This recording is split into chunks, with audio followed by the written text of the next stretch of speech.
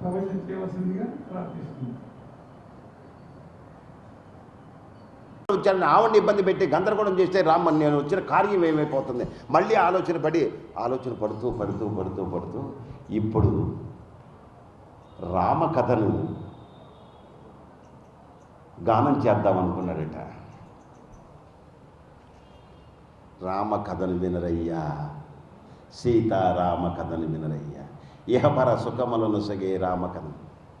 అయోధ్య నగరానికి రాజు దశరథ మహారాజు, ఆ రాజుకు ముగ్గురు రాణులు కౌసల్య, సుమిత్ర, కైకే.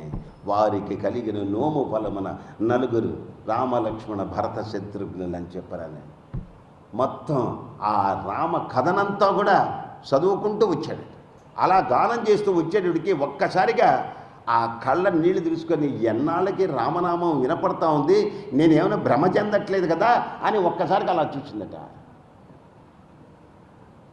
ఆయన ఇట్లా దండం పెడుతున్నాడట. ఈ దండాలు చూసి ఇసుగు పుట్టిపోతుంది. ఎవడెటువంటి వాడో అర్థం కాకుండా పోతాం, ఎందుకు దండం పెడతాడో అర్థం కాకుండా పోతుంది. ఈ రాక్షసు దండం పెట్టించుకొని గందరగోళం అయిపోతాం. అవునా, నమ్మలేకపోయిందంట. అట్లా చూసుకొని వచ్చి నమస్కారం చేస్తూ ఉంటే అలా చూస్తుంది. ఏమిటి, నేను భ్రమపడుతున్నానా? వానరుడేనా, లేతే మరొక రాక్షసుడు ఈ రూపంలో వచ్చాడా? అలా చూసి ఎప్పుడైతే అట్లా ఉందో ఒక్కసారిగా భ్రమ కాదు, నాకెందుకు వస్తుంది నిద్ర రాదు కదా. రాముడి యొక్క నామం ఇన్నాళ్ళు వినలేదు, ఈరోజు వింటున్నానంటే దాని అర్థం ఏమిటి? అంతటా గాన రూపంలో వింటున్నానంటే అర్థం ఏమిటి? నేను భ్రమ చెందట్లేదు, ఇది వాస్తవం అయి ఉండాలి. హనుమంతుడు పలికిన వాక్యం ఏదైతే ఉందో, చెట్టు మీద నుంచి ఆ పలికిన విన్న వాక్యం బ్రహ్మదేవుడు ఇది సత్యమవుగాక, బ్రహ్మదేవుడు సత్యమయ్యేటట్లుగా అనుగ్రహించుగాక, అగ్నిదేవుడు ఇది సత్యమని పలుకుగాక, వాయుదేవుడు ఇది సత్యమని పలుకుగాక అని చెప్పాను అని అనుకునే లోపల అలా వచ్చేసి అలా దీనావస్థలో ఉండి ఇలా ఉంటుంట. వెంటనే ఆంజనేయ స్వామి ఎదురుగా వచ్చాడు. అమ్మా వెనక్కు పడిపోయి అట్లా వెనక్కి కూర్చొని అట్లా ఆగిపోయి రావటంలో ఒక్కసారిగా అలా, అమ్మా భయపడవా, వానరోహం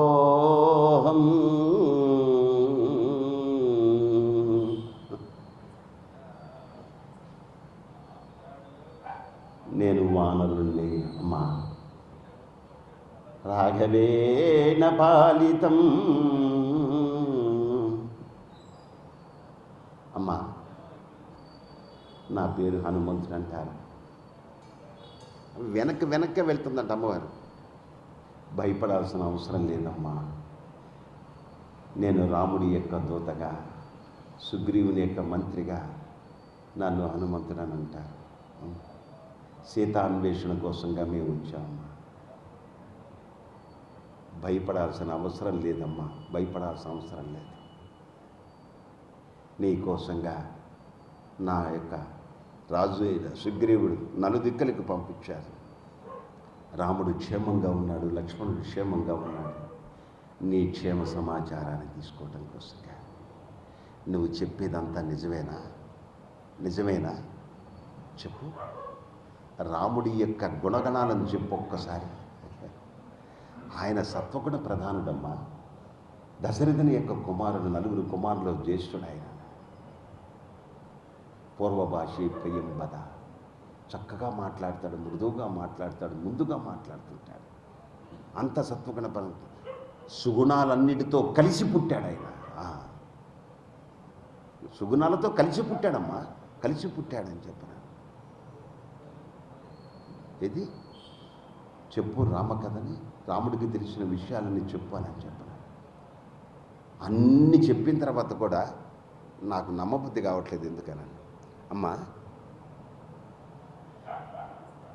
ఒక అంగుళీకాన్ని ఇచ్చాడు, రామనామంకితో శోభిస్తున్న ఒక అంగుళీకాన్ని ఇచ్చాడని చెప్పనని ఆ అంగుళీకాన్ని అమ్మ ఇది ఒక్కసారి ఆ సంక్షిప్తం చేస్తున్నాను.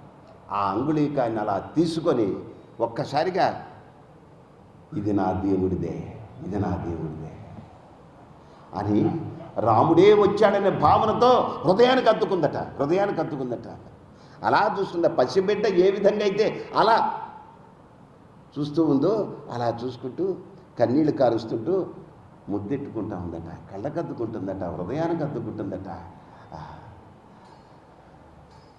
అలా ఆశ్చర్యపోతూ ఉంటే ఇప్పుడు సీతామ్మవారే సుగ్రీవుడెవరు, ఎక్కడున్నారు, నీకు సుగ్రీవుడికి రాముడికి సుగ్రీవుడికి ఏ విధంగా మైత్రి కలిగింది ఏమిటి అని చెప్పారని, ఇక్కడున్నారని ఎవరు చెప్పారు, ఆ మొత్తం చెప్పిన తర్వాత అప్పుడు నమ్మిన తర్వాత ఇప్పుడు రామకథని స్వయంగా హనుమంతుల వారికి అనిపిస్తుంది. నా రాముడు ఎటువంటి వాడు, దశరథ ఆత్మజుడు తండ్రి యొక్క సేవలో మునిగిపోయి ఉన్నాడు. మొత్తం తను కూడా రామకథ ఎక్కడ రామకథ వినపడుతుందో అక్కడ సీతామాత దృష్టి కనపడుతుంది, గుర్తుపెట్టుకోండి. ఎక్కడ సీతామాత దృష్టి కనపడిందో అక్కడ హనుమంతుల వారి యొక్క దృష్టి పడుతుంది. ఎక్కడ వీళ్ళిద్దరు దృష్టి పడిందో రాముడి యొక్క దృష్టి అక్కడ కనపడుతుంది.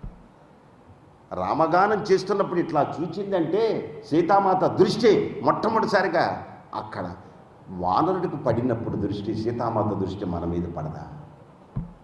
అది ఆ విధంగా రామకథను కూడా చెప్పుకుంటూ నాయన చెప్తున్నాను, ఒక్క విషయం చెప్తున్నాను. అమ్మా రాముడికి ఏం చెప్పమంటావు? ఒక్క మాసం సమయం ఇస్తున్నాను. ఈ మాసం లోపల రాముడు వచ్చి నన్ను తీసుకుని వెళ్ళకపోయినట్టయితే దేహాన్ని త్యజించేస్తానని చెప్పాడు. మాసాంతరం అది మాసోత్తరం త్యజేత్ దేహాన్ని వదిలిపెట్టేస్తానని చెప్పాను. ఇది నా మాట. అమ్మ ఇంకేమైనా ఆనవాళ్ళు చెప్తావనని. మేమిద్దరం ఒంటరిగా ఉన్నప్పుడు ఏం సంభాషణ చేసామో కొన్ని సంభాషణలు నీకు చెప్తాను. అది మా ఇద్దరికి తప్ప ఇంకెవరికి తెలియదు, నీకు చెప్తున్నాను నాయన. దండం పెట్టేస్తాడు. కాకాసుర వృత్తాంతాన్ని చెప్తాడు. ఒకానొక ఇంద్రుడి యొక్క కుమారుడు కాకాసురుడు ఉండేవాడు. వాడు ఒక్కసారిగా వచ్చి నా వక్షస్థలం మీద మాంసఖండం అని అనుకొని నన్ను పొడుస్తూ ఉన్నాడు. నేను తోలుతూ ఉన్నాను. ఆ తోలిన తర్వాత కూడా అట్లా వెళుతూ ఉంటే కొద్దిసేపు నేను ఎందుకైనా మంచిదని చెప్పనని రాముడి యొక్క ఒడిలో నిద్రపోయాను. కొద్దిసేపు నిద్రపోయిన తర్వాత వాడు వెళ్ళిపోయాడు అని చెప్పని అనుకున్నాము. ఆ తర్వాత నేను లేచి రాముడు నా ఒడిలో నిద్రపోతూ ఉన్నాడు. ఆ నిద్రపోతున్న మళ్ళీ వచ్చాడు. అట్లా పొడుస్తూ ఉంటే ఒక్కసారిగా ఓర్చుకుంటున్నాను. ఆయనకి నిద్రాభంగం జరుగుతుందేమోనని, కథాభంగం నిద్రాభంగం జరగకూడదు కదా, అలా భంగం జరుగుతుందేమోనని, రాముడు నిద్ర లెగుస్తాడని ఓర్చుకున్నాను. అలా ముక్కుతో పొడవగానే కాళ్ళతో రక్కగానే ఆ రక్తపు మరకలు చుక్కలు వెళ్ళి నిద్రపోతున్న రాముడి యొక్క ముఖాల మీద పడిపోయేటికి ఒక్కసారిగా లేచి అలా వాడిని చూచాడు. ఆ కాకిని చూచాడు. ఆ చూడగానే ఆశ్చర్యపోయిన సీత, ఏమిటిది, నాకెందుకు చెప్పలేదు నేను చెప్పానని. ఒక్కసారిగా ఇంద్రుడి యొక్క కుమారుడు అని నీకు అంత ఉళ్ళు పొగరా, చేయగొడ్డ పనులు చేస్తావని అని చెప్పనని ఒక దర్భ పొలను తీసుకొని వచ్చి బ్రహ్మాస్త్రాన్ని సంధించి వేసేశాడు. ఒక్కసారిగా అది బ్రహ్మాస్త్రంగా మారిపోయింది. ఆ బ్రహ్మాస్త్రం వెంటాడుతుంటే అనేక లోకాలు తిరిగి ప్రతి దేవత మా వల్ల కాదు అని చెప్పనంటే శరణని మొత్తం అన్ని లోకాలు తిరిగి వచ్చేందుకు వెళ్ళి రాముడి పాదాల మీదే పడు, నీకు అక్కడ శరణం కలుగుతుందని వెంటనే వెళ్ళి రాముడి పాదాల మీద పడిపోతే అక్కడ క్షమించు, నేను చేసింది తప్పేనమా, శరణన్న వారిని సరగను రక్షించు, బిరుదగలిగిన నీ నామమేమి రుచిరా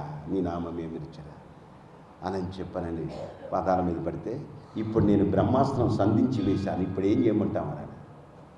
అవునా, నా యొక్క కుడికన్ను పొడవమనంటాడు.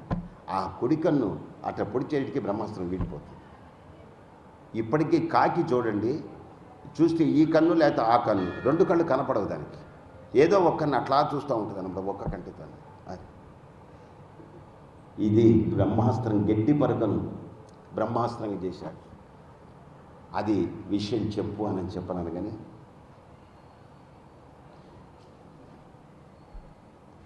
గెట్టి పోచను శరము చేసిన ఘనత రాముడు చూపగా.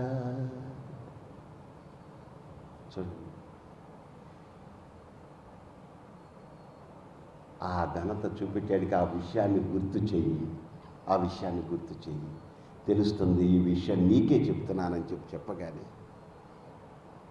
సంతోషించి అక్కడ ఈ కార్యమంతా, ఈ ప్రయత్నమంతా నీ మీదే ఉన్నది. త్వమస్మిన్ కార్య నిర్యోగే ప్రమాణం హరిసత్తమ హనుమన్యత్నమాస్తాయ దుఃఖక్షయకరో భవ. నీ ప్రయత్నంతో హరిసత్తమా, నీ ప్రయత్నంతో నా దుఃఖాన్ని పోగొట్టు, నా గుప్తాన్ని పోగొట్టు. ఆ దుఃఖం ఎప్పుడైతే పోయిందో చాలని చెప్పారని, అమ్మ మళ్ళీ దర్శనం చేసుకుంటానమ్మా అని చెప్పారని ఆ అమ్మవారికి నమస్కారం చేసి బయలుదేరి ఇప్పుడు ఆ కోట బురుజు మీద నిలబడి, ఆ తోరణం మీద నిలబడి మొత్తాన్ని నుజ్జు చేస్తాడు. అది ఎలా చేశాడో రేపు సాయంత్రం 6:30కి మరలా మనం కలుసుకుందాం. శ్రీరామరక్ష. ఏ తత్సర్వం మద్గురు చరణారవిందార్పితమస్తు. శుభం భవతు. ఓం సర్వేత్ర సుఖినః సంతు, సర్వే సంతు నిరామయ, సర్వే భద్రాణి పశ్యంతు, మా కచిత్ దుఃఖమాప్నుయాత్. ఓం శాంతి శాంతి శాంతి. ఓం సహనా భవతు, సహనౌ భునక్తు, సహ వీర్యం కరవావహై, తేజస్వినావధీతమస్తు మా విద్విషావహై. ఓం శాంతి శాంతి శాంతి. ఓం పూర్ణమద పూర్ణమిదం పూర్ణాత్ పూర్ణముదచ్యతే పూర్ణస్య పూర్ణమాదాయ పూర్ణమేవావశిష్యతే. ఓం శాంతి శాంతి శాంతి. సర్వే జనా సుఖినో భవంతు, లోకా సమస్తా సుఖినో భవంతు. శుభం భవతు. ఓం నమో శ్రీ కేవి కోటేశ్వరరావు గారు నారద మహాముని వాల్మీకి మహర్షికి ఉపదేశించిన సంక్షిప్త రామాయణం ఈరోజు మనకు ఉపదేశించారు. మీరు ఎన్నిసార్లు విన్నా రామాయణము వినాలనిపిస్తుంది. ఇంకే ప్రతి ఒక్కరు చెప్తారు, ఇంకే రామాయణం వినాలి, ఇంకే గాలి వినాలని. ఎన్నిసార్లు ఒక్కొక్కరు ఒక్కో అందాలు చెప్తుంటారు, ఒక్కో బాణిలో. ఎంత చెప్పిన ఎంతో వ్యక్తిగతించి ఈరోజు చెప్పారు.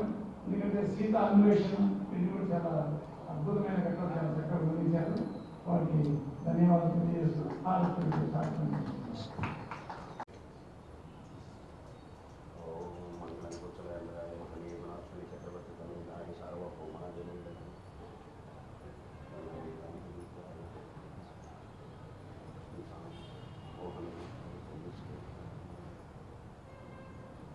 ఏడుకొండలవాడ వెంకటరమణ గోవింద గోవింద, బృందావనవాస శ్రీనివాస గోవింద గోవింద.